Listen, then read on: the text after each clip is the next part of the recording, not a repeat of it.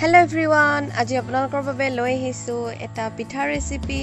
আসলতে খোলা চাপৰি পিঠা বুলিও ক'ব পাৰে আহকচোন চাও তেনেহলে মইনো কেনেকৈ বনালো 1 ঘণ্টামান সময়ৰ বাবে মই চাউলখিনি তিয়াই ৰাখিলো ভালদৰে ধুই তিয়াইছো আৰু এতিয়া এটা মিক্সি জাৰ লম তাতে এনেকৈ চাউলখিনি নুটুকাকৈ পানীৰ সৈতে পিছি লম এটা পেষ্ট বনাই লম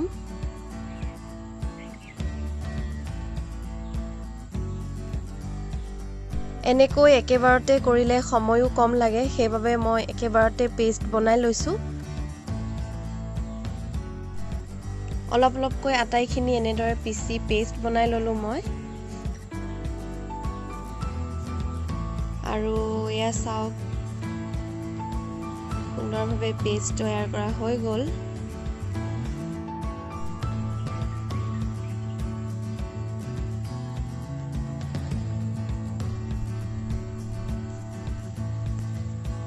যিমান পাৰি পনিয়াকৈ ৰাখিব বৰ বেছি ডাঠ নকৰিব যদি প্ৰয়োজন হয় আৰু অলপ পানী দি দিব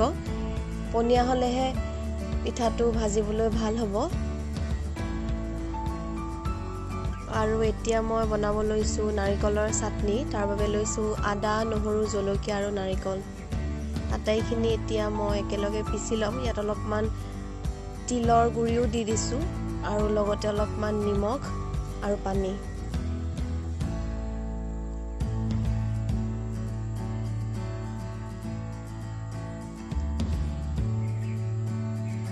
আৰু এয়া চাওক নাৰিকলৰ চাটনি হৈ গল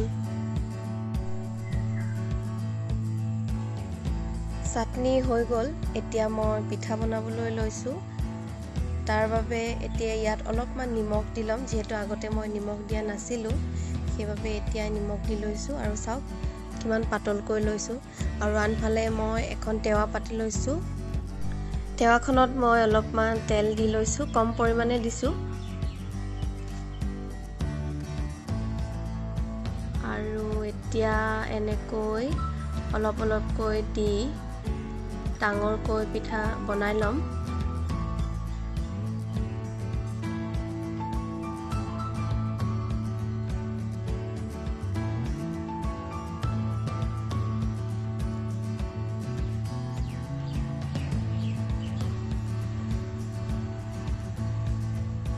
আৰু এছক এটা সাইড সিজিলে লুটিয়াই দিছো সুন্দৰভাৱে তলৰ সাইডটো সিজি গল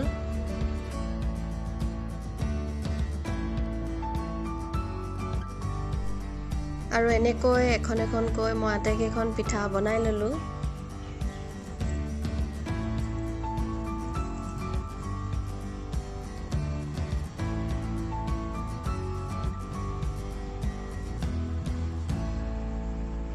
আৰু এয়া চাওক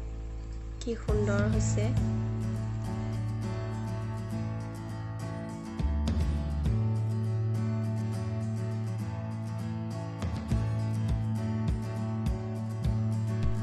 দেখিবলৈ যেনেকৈ ধুনিয়া খাবলৈ তেনেকৈ বৰ সোৱাদ হয়